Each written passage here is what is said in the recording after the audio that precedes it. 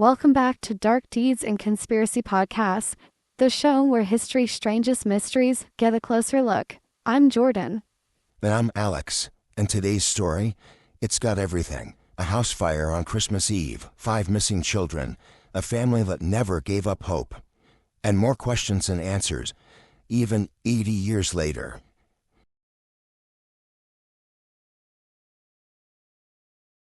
That's right, we're talking about the vanishing of the Sodder children, a case that still haunts true crime circles and conspiracy forums alike. It's been called one of the greatest unsolved mysteries in American history, and when you hear the details, well, it's hard not to wonder if something darker was at play. Or it might be the tragic result of a fire, grief, and the way our minds try to fill in the blanks when we can't accept loss. Not every mystery has to have a villain, Jordan. I've spoken like a true skeptic. But I'll say this. The official story leaves a lot to be desired. No remains found in the ashes, a ladder missing, strange phone calls, suspicious sightings, and a billboard, yes, a billboard, that stayed up for decades. And yet, despite all the rumors and theories, no concrete evidence ever emerged to prove the children survived. That's where things get tricky. Because what you believe might say more about you than about the case itself. So today, we're going to walk through what happened on that cold night in 1945, the family's relentless search for the truth, and the theories that still linger. Was it arson, a kidnapping, a cover-up, or just a tragic accident that spiraled into legend? So grab your coffee, or your tinfoil hat if that's your thing, and let's get into the strange and heartbreaking story of the Sodder family.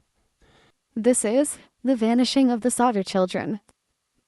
So let's rewind to Christmas Eve, 1945. The war had just ended. The country was celebrating its first post-war holiday. In Fayetteville, West Virginia, the Sodder family was doing what millions of other families were doing that night, gathering, celebrating, and preparing for Christmas morning. The Sodders were a big Italian-American family. George and Jenny Sodder had 10 children. That night, 9 of them were home. The oldest son was away in the military. George owned a trucking business, and the family were doing pretty well financially speaking. They lived in a 2-story wooden farmhouse on the outskirts of town. And according to Jenny, the mood that night was festive. The kids opened a few small presents. Some of the younger ones begged to stay up late to play with new toys. She agreed as long as they remembered to lock the doors, turn off the lights, and shut down the house for the night. Jenny headed to bed around midnight with her baby Sylvia. George and a few of the older boys were already asleep, but 5 of the children, Maurice, Martha, Louie, Jenny Jr., and Betty, were still downstairs playing in the living room.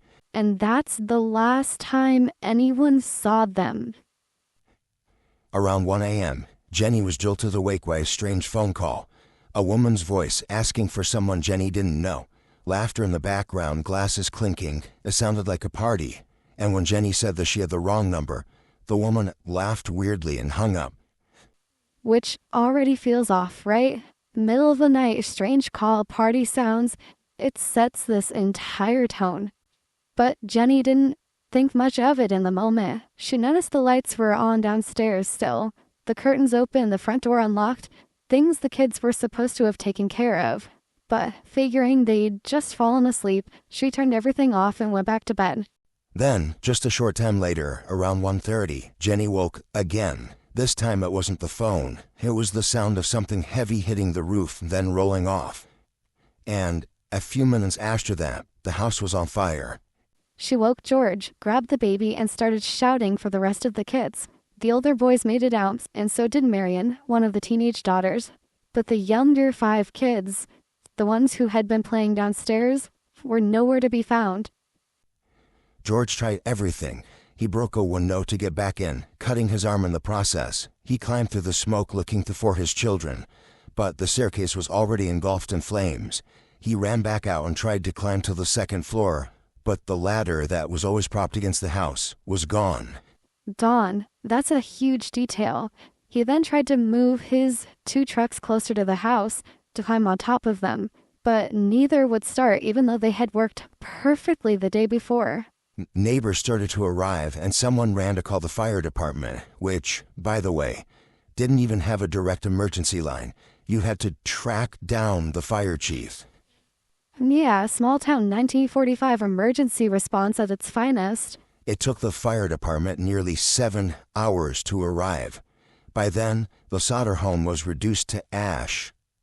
The assumption, at least at first, was that the 5 children had died in the fire, that they were trapped inside and that the flames had consumed everything, including their remains. Which, to be fair, is what fires can do, especially in old wooden houses. But here's where things stop adding up. When the ashes were sifted through, no bones were found, no teeth, no skull fragments, nothing you'd expect after a fire, not even from 5 young bodies. And that's when George and Jenny started to ask questions that no one seemed willing to answer. And that's where the mystery truly begins. So now we're left with a burned down house, 5 missing children, and somehow no trace of their bodies. And that's not just strange, that's unheard of. I mean, strange, sure, but not impossible. Fires can be brutal. Sometimes things get missed, especially in 1945. The local fire department wasn't exactly the most advanced.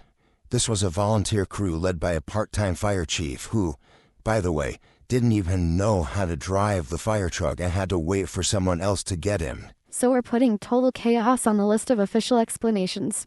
Got it. But let's talk about all of the little things, the ones that start to build a pattern, like the missing ladder.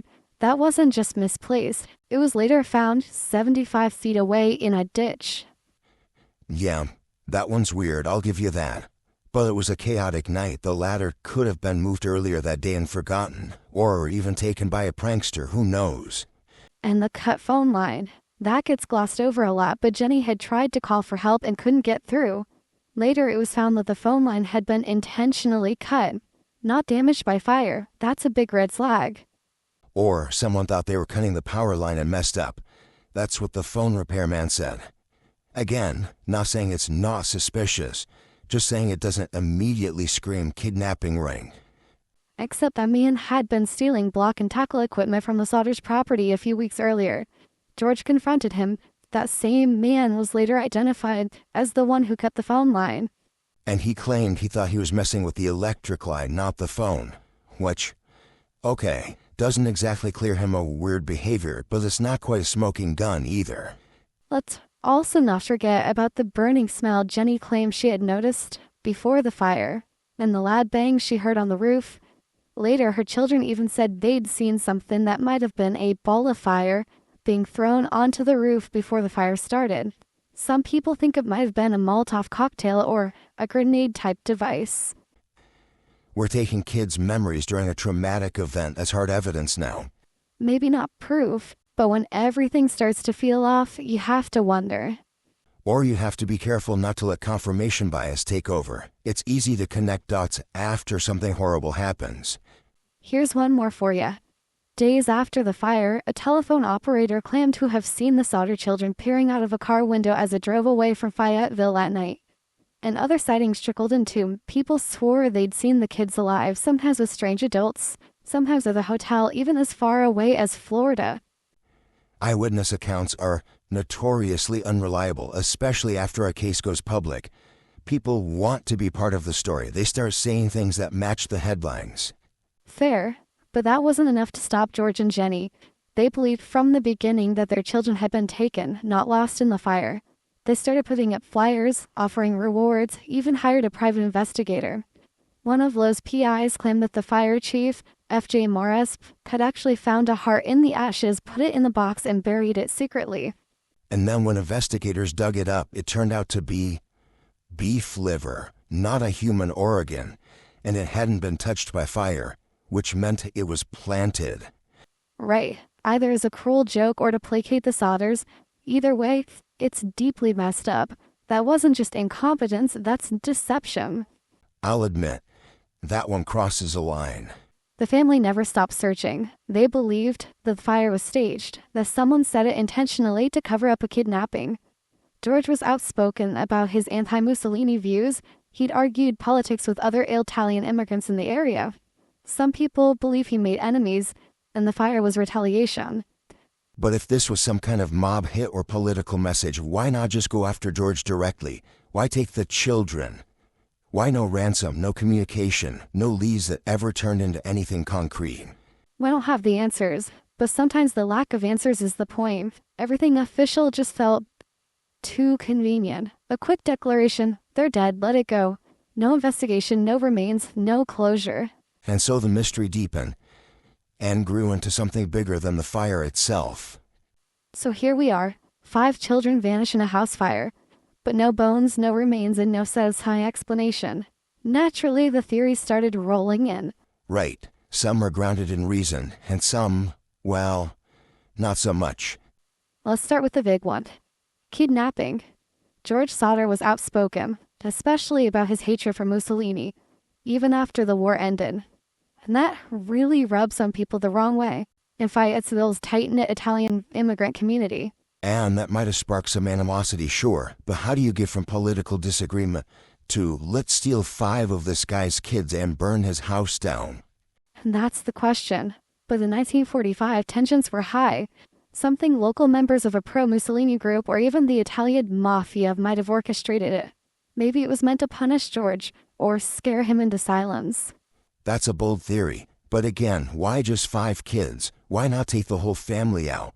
Why no ransom demand? Who says it was about money? Maybe it was personal. And consider this. What if someone entered the house after the parents went to bed, coaxed the children outside, and set the fire as a cover-up? You're asking a lot of someone to pull off a mission that complex in a small rural town without leaving a trace. That would take planning, stealth, perfect timing, and nerves of steel. Or familiarity. Maybe the kids knew whoever came in. Maybe they trusted them. Creepy. But even if someone did take the children, what happened after? They just disappeared off the face of the earth. No verified sightings. No one slipped up. There were sightings, not verified, but still worth noting. One woman claimed she saw the kids in the back of a car, driving away the night of the fire. Another said she served them breakfast at a diner the next morning, with 2 strange adults. And in 1952, George received a photograph in the mail of a man who looked eerily like one of his missing sons, Louis. That photo is wild, I'll admit. It came with a note that said, Louis Sodder, I love my brother Frankie. Hi LIL boys, A90132 or 35. Right? What does that even mean? The numbers, the strange phrasing, some think it was code. George was so convinced it was Louis, he put up a second billboard featuring the photo, begging for information.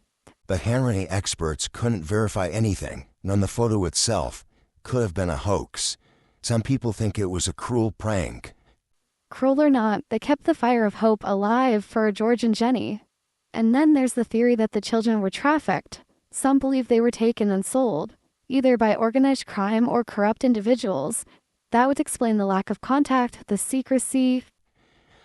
That's dark. And yes, human trafficking did exist back then. But again, no solid evidence has ever surfaced.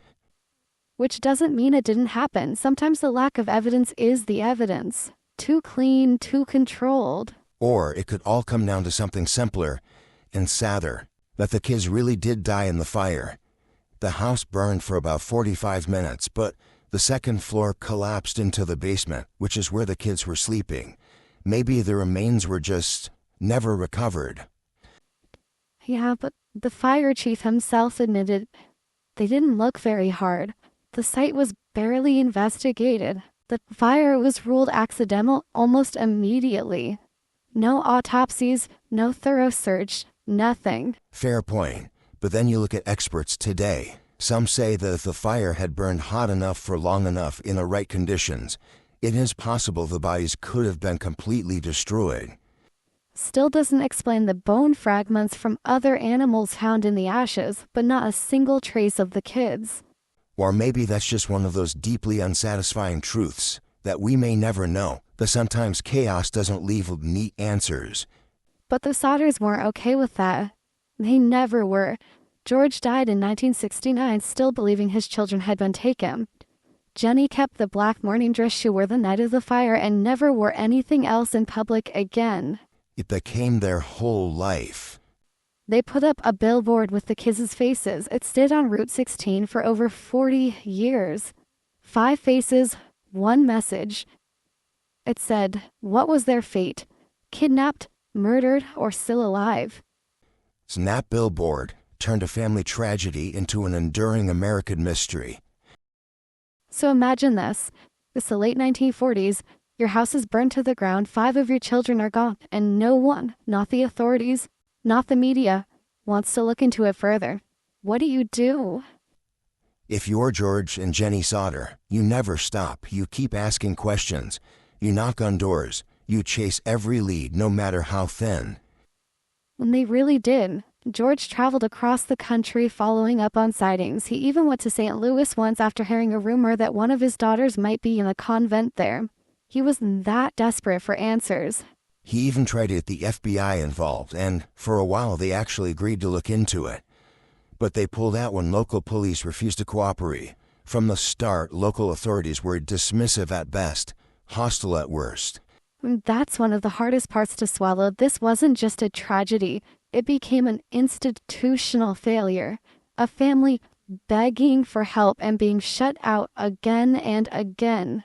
The Sodders turned their grief into a mission. They printed over 500,000 flyers, offered a $10,000 reward, which was a fortune back then, and eventually put up that massive billboard along Route 16. The billboard became iconic. If you drove through Fayetteville anytime from the 1950s to the late 80s, you saw it. Black and white photos of the 5 missing Sodder children, bold lettering, and those haunting questions. What was their fate? For the Sodders, it wasn't just a mystery. It was a wound that never healed. George died in 1969, heartbroken. He was convinced someone had taken his children and that they were still out there. Jenny lived until 1989. After the fire, she wore black in public every single day. For over 40 years, she kept a flower garden over the site where the house once stood, tending it quietly, like a memorial, and maybe like a vigil. The surviving children, especially Sylvia, who was only 2 when the fire happened, grew up with this weight hanging over them. They helped their parents run the search. They answered mail, responded to tips. It shaped their entire lives. And even decades later, they never gave up.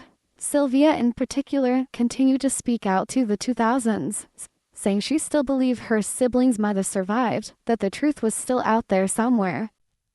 And that's what makes this case so unforgettable. It's not just about what happened that night in 1945. It's about what happened in the decades after. The grief, the determination, the refusal to accept easy answers. The billboard eventually came down in the late 1980s after Jenny passed, but by then, the story had already embedded itself into true crime history. Books, documentaries, Reddit threads, podcasts, this one included. It's all part of the legacy. It became one of America's oldest missing persons cases, a mystery that, even now, feels unresolved. And maybe that's the part that haunts us most, that this family, like so many others, had to carry their loss in silence while the world moved on, but they didn't. They couldn't, not when they still had hope. So where does that leave us?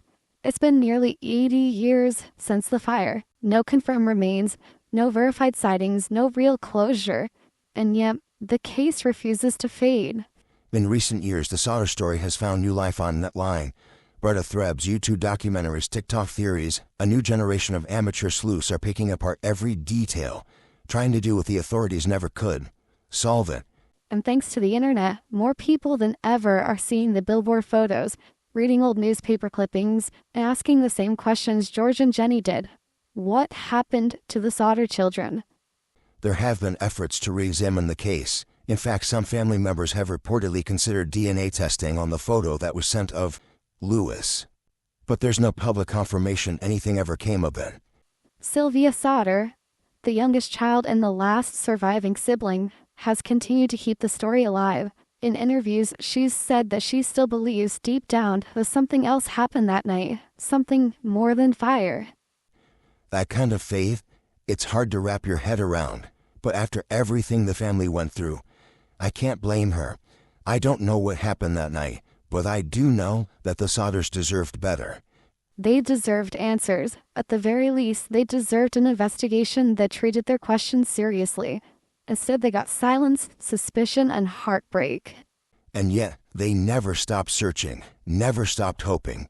And maybe that's why this story sticks with us, not because of what we know, but because of what we never got to know. Exactly. The vanishing of the Sodder children isn't just a mystery, it's a legacy, a testament to how far a family will go for the people they love. Thanks for joining us today, as we revisited one of the most enduring mysteries of the 20th century. Whether you believe the Sodder children perished in the fire, or something far darker happened that night, one thing's for sure. This case raises more questions than answers, and even decades later, the truth feels just out of reach.